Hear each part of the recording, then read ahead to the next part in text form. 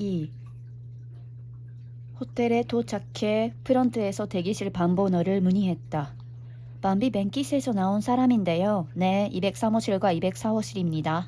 라고 프런트 담당은 사무적으로 대답했다. 시계를 보니 5시 15분. 오늘 파티는 6시부터 시작이니까 아슬아슬하다. 204호실에 갔더니 영업실장의 모습이 보이지 않았다. 물어보니 낯익은 프리랜서 동료가 알려주었다. 요네자와 씨, 옆방에 있어. 203호실 문을 두드리자 영업실장 요네자와가 열어주었다. 참백한 얼굴에 금태 안경이 번뜩 빛났다. 교코씨 또 꼴찌야. 미안해요. 지하철이 붐벼서. 무슨 소리야? 지하철 붐빈 것과는 관계도 없으면서. 요네자와는 안경 밑을 바로잡은 뒤에 손에 든 서류에 뭔가 적어넣었다. 근무 태도를 체크한다는 소문이었지만 어떤 내용을 쓰는지는 아무도 알지 못한다.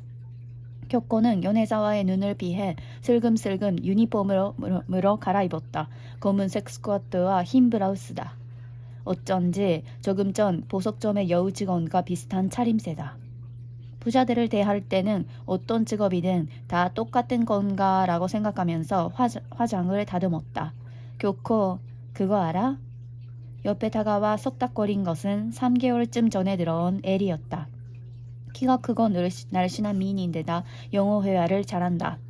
오늘 파티 그 하나야가 주최한 거래. 하나야? 진짜? 교코는 눈을 반짝였다. 그렇다니까. 그래서 누구보다 교코가 좋아할 것 같더라. 전부터 기대했었잖아. 당연히 좋지. 그렇다면 화장도 좀 더 꼼꼼하게 해야겠네? 나는 하나야 고객 감사 파티는 처음이야. 교코 얘기를 듣고 은근히 기다렸는데 정말 그렇게 대단한 사람들이 오는가? 에리의 물음에 교코는 후훗 웃었다. 그런 거 아니야. 실은 내가 점 찍어둔 사람이 있어서. 그랬구나. 돈도 많고 잘생긴 사람? 그리고 보석을 이해해준다는 거. 그게 중요해. 교코는 거울에 비치는 얼굴을 여러 각도에서 점검했다. 좋아라고 납득하고 컴팩트를 닫았다. 다들 준비됐습니까? 요네자와가 손목시계를 들여다보며 여자처럼 넙직한 소리를 냈다. 행사, 정시회, 이벤트, 파티 등에서 내빈 한 대와 접대를 하는 컴패니언 30명과 좁은 호텔방에 함께 있어도 이 남자는 딱히 아무것도 느껴지지 않는 모양이다. 여자들이 슬립 차림으로 올락가락하는 것보다 인원수가 많은지 어떤지에 더 신경을 쓰는 것 같았다. 정확히 30분 전입니다. 자, 여러분, 고객 서비스에 최선을 다해 주시기 바랍니다. 여러분의 기준품은 내가 잘 지키고 있을 테니까 그대로 두시고요. 요네자와의 목소리에 배웅을 받으며 교코를 비롯한 밤비뱅킷 컴패니언들은 파티장으로 향했다.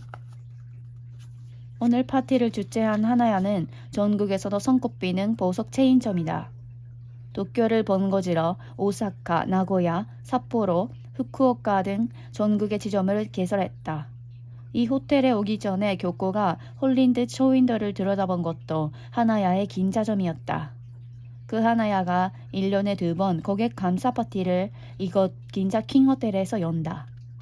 초대되는 고객은 최고의 단골이고 당연히 어딘가의 회사 사장 부인이나 병원장 부인, 전치가의 아내와 딸 혹은 연예인들이다. 교코는 오늘이 2번째지만 지난번에 나갔을 때는 이건 정말 사업 수완이 보통이 아니구나라고 감탄했다. 파티 초대장이 일종의 상류층 자격처럼 여겨져서 참석하는 여자들은 온몸에 하나야의 보석을 주렁주렁 달고 나온다. 그러면 당연히 여자들 사이에 거센 경쟁의 불꽃이 튄다. 이 이름도 없는 여배우 주제에 에메랄드 반지를 꼈어? 라든가 주름 짜글짜글한 아줌마가 화려한 다이아몬드 목걸이를 해봤자 빛이 안 나지. 라든가. 다들 마음속으로 그런 평가를 한다. 그렇게 되면 좋아. 다음에는 좀 더 값비싼 걸로. 라는 식으로 흘러간다. 책 하나야는 점점 더 장사가 잘 된다. 너무 많이 벌어서 그 이익을 환원해 드린다는 면목으로 다시 감사 파티를 연다. 불꽃이 번쩍번쩍 튀고 다시금 값비싼 보석이 팔려나간다는 구조인 것이다. 그러니 남편들 쪽에서는 배견할 수가 없다. 오늘도 아내들은 눈에 핏발을 세우며 남의 보석 가격을 가늠해보고 남편들은 그 모습을 씁쓸하게 바라보는 광경이 여기저기서 눈에 띄었다. 그런 파티장이 교코를 비롯한 밤비뱅키 컴패니언들이 일터였다. 교코는 미스키 소주에 적당량의 물을 섞은 미주와리를 나르고 맥주를 따르며 음식을 접시에 담아내고 무료한 아저씨들의 장소리도 들어주며 평소와 똑같은 작업을 이어갔다. 하지만 기분은 평소와 전혀 달랐다. 그녀에게는 원대한 계획이 있는 것이다. 교코는 서서히 한 테이블 쪽으로 접근해 갔다. 그곳에 점찍어든 인물이 있었다. 그녀의 꿈을 이루게 해줄지도 모르는 인물이다. 하지만 그 테이블은 이미 다른 컴패니언이 맡고 있었다. 이런 경우는 영 재미가 없다. 오늘은 한 테이블에 컴패니언 한 명이라는 게 원칙이었다. 교코는 중앙 테이블에서 요리를 덜어내면서 상황을 살펴보았다. 잠시 뒤 그 컴패니언이 자리를 떴다. 빈틈을 놓치지 않고 교코는 그쪽으로 다가가 방금 자신이 덜어온 요리를 그에게 내밀며 말했다. 드시겠어요? 천박한 곁대 따위는 흘리지 않는다. 희미한 미소 전도만 짓는다. 고마워요. 그는 요리를 받아들더니 자기 앞에 내려놓았다. 마시는 건 맥주였다. 재빨리 병을 들고 따라주며 말했다. 맛있게 드세요. 그는 맥주를 한 모금 마시더니 말을 건네왔다. 아, 우리 지난번에도 여기서 봤었죠. 드디어 알아본 모양이다. 내심 안도하면서도 교코는 웃는 얼굴로 시치미를 뗐다. 아, 그랬나요? 평소 같으면 진짜로 시치미를 떼며 무시해버릴 상황이지만 오늘은 그럴 수 없다. 맞아요. 지난번 이 파티였어요. 내가 실수로 위스키인지 뭔지 쏟았을 때 재빨리 닦아줬잖아요.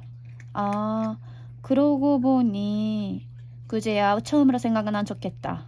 물론 그때 일은 똑똑히 기억한다.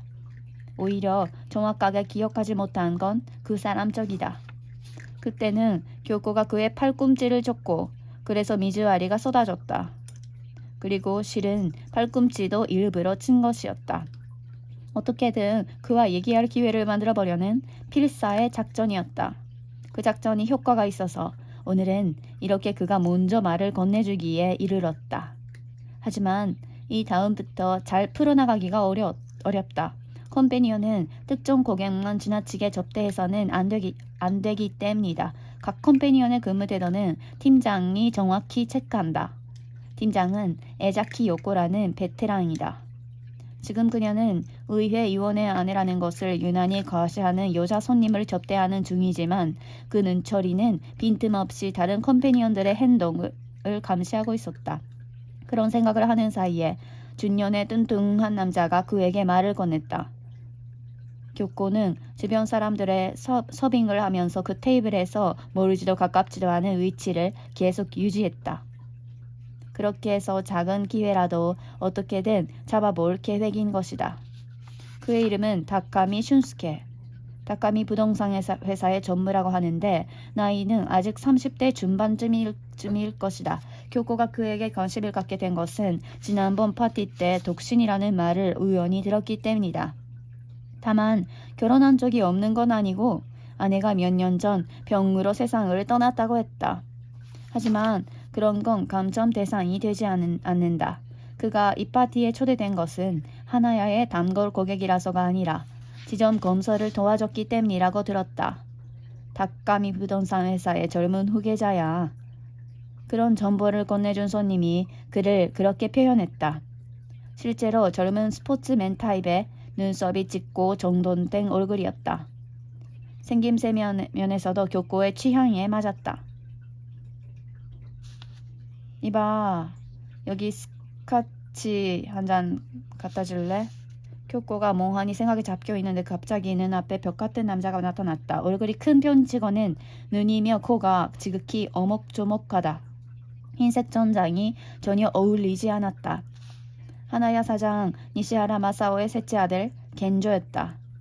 만난이 아들이라고 지난번에 어떤 손님이 숙덕숙덕 혼담을 했었지만 사실인지 어떤지는 알 수가 없었다. 교코가 스카치 잔을 들고 가자 겐저는 그녀의 얼굴을 찬찬히 훑어보며 주점 호스티스에게 하는 들어 말을 건넸다. 오, 넌 상당한 미인이네. 이름이 뭐야? 아니요. 저는 이름을 밝힐 만한 사람이 아니라서요.